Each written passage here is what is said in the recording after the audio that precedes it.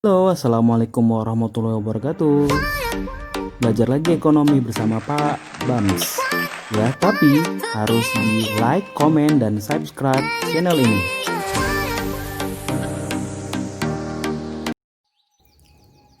Oke, kita sambung ini. Video yang ketiga ini kita akan ngebahas tentang produksi. Di video ini kita nanti akan membahas tentang pengertian produksi, tujuan produksi, faktor-faktor produksi, yang terakhir ada teori produksi. Ya, oke. Apa sih itu produksi? Nah, produksi adalah kegiatan menambah atau menghasilkan nilai guna barang atau jasa.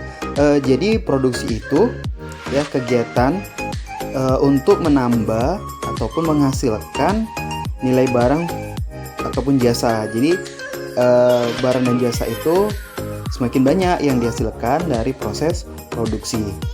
Nah, apa sih tujuan produksi? Nah, tujuan produksi itu adalah yang pertama itu adalah memenuhi kebutuhan konsumen.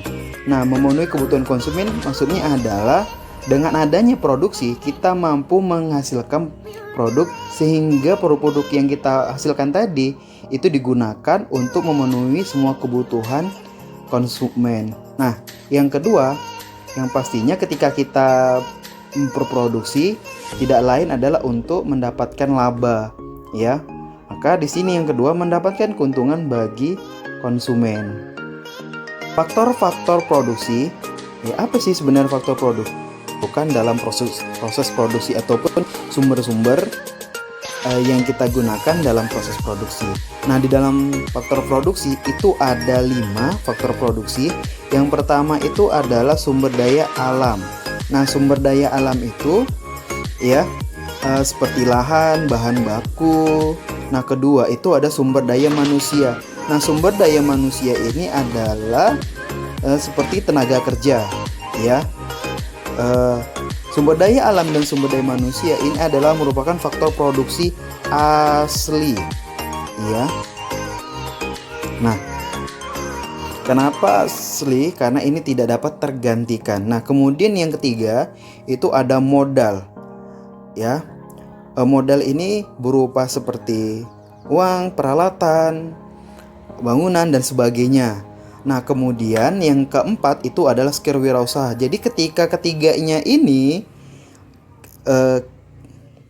kita gunakan dengan skill entrepreneur, ini akan nanti menghasilkan namanya profit. Nah, kemudian yang terbaru ini adalah informasi teknologi. Informasi teknologi ini baru-baru ini menjadi faktor produksi, namun sebelumnya belum. Produksi itu ada 3, ya. Yang pertama itu ada produksi total. Produksi total itu adalah, atau bahasa Inggrisnya total product, adalah jumlah total output yang diproduksi selama waktu tertentu. Nah, maksudnya dalam satu waktu itu kita menghasilkan seluruh barang dan jasa, ya. Kita contohkan dalam satu hari berapa yang kita hasilkan, itu adalah 100 barang. Nah, itulah dikatakan namanya total produk. Nah, yang kedua itu ada produksi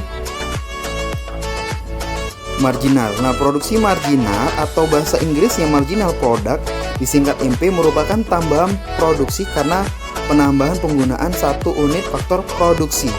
Nah, rumusnya itu adalah MP sama dengan delta TP dibagi dengan delta L. Apa itu delta? Delta itu artinya selisih, ya.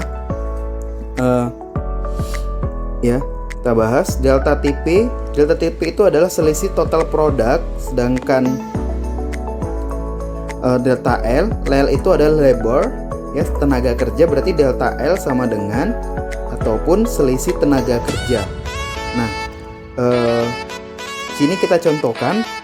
Pertama, total produksi yang dihasilkan itu 100 dengan 100 dengan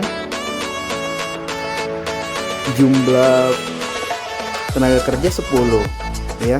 Kemudian yang kedua itu adalah hari kedua memproduksi 120 barang dengan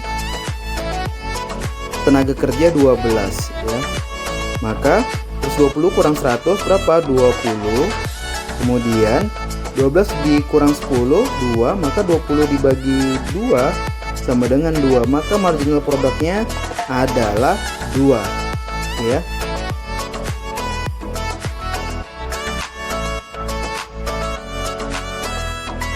Nah, kita lanjut.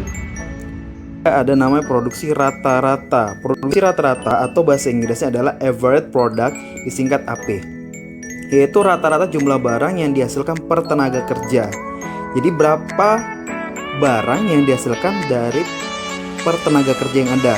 Rumusnya AP sama dengan total product dibagi dengan labor, ya. Tadi udah jelaskan TP itu adalah total produksi, L labor artinya adalah tenaga kerja. Maka saya kasih contohnya. Total produksinya dia 10 ya, 100 tadi ya, 100. Kemudian labornya berapa? 10. Maka 100 dibagi 10 berapa? 10. Maka produksi rata-rata yang dihasilkan oleh produksi itu adalah 10. Kita lanjut. Ya.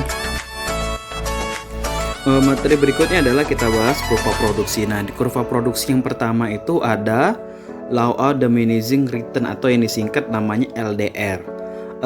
LDR ini menyatakan bahwa pertambahan unit faktor produksi variabel awalnya akan memberikan tambahan yang semakin meningkat. Tetapi setelah mencapai titik tertentu, pertambahan produksinya hal tersebut akan membuat hasil produksi semakin turun. Nah, bahasa gampangnya gini aja deh. Tambahan yang semakin menurun. Apa sih penyebab LDR? Karena ada penggunaan faktor produksi yang bersifat tetap alias tidak ditambah, sementara faktor produksi lain itu ditambah, ya. Nah, di sini lihat ada kurva LDR.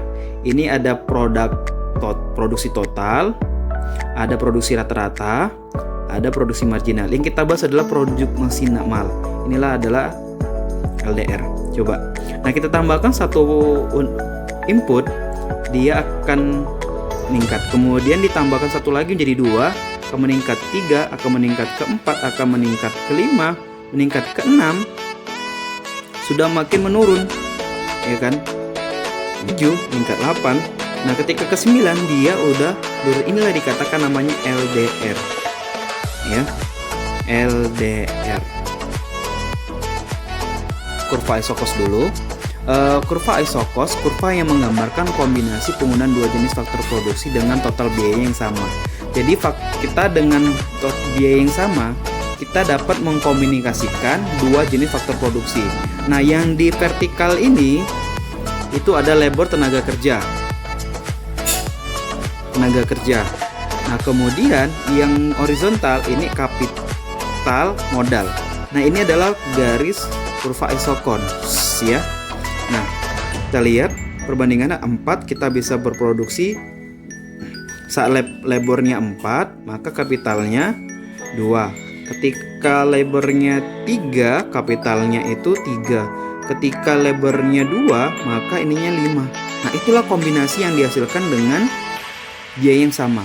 Kemudian yang kedua itu ada isoquant. Nah, isoquant ini kurva yang menggambarkan penggunaan dua jenis faktor produksi untuk menghasilkan jumlah produksi yang sama. Jadi kita kombinasikan dua faktor produksi ini nanti menghasilkan produksi yang sama, ya. Ini kapital juga, di sini adalah labor. Kita lihat berapa yang dihasilkan produksi yang sama ketika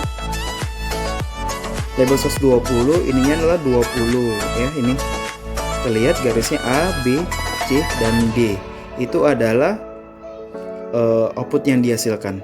Nah, kemudian kurva keseimbangan produksi. Lihat, ya. Ini adalah kurva isokos, yang atasnya isoquant.